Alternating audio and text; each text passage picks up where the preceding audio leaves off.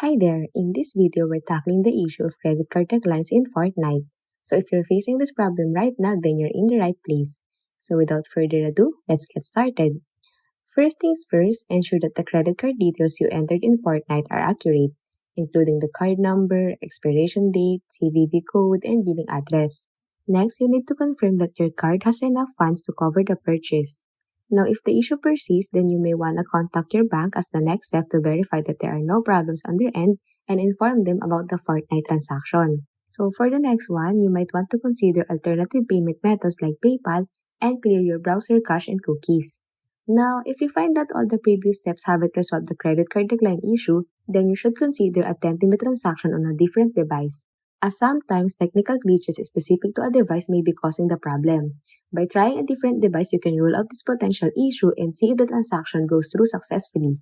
Now, as a final step, reach out to Fortnite customer support for personalized assistance in resolving the credit card decline issue. And that's it. If you found this video helpful, don't forget to hit that like button, drop a comment, share this content, and subscribe for more guides and tips.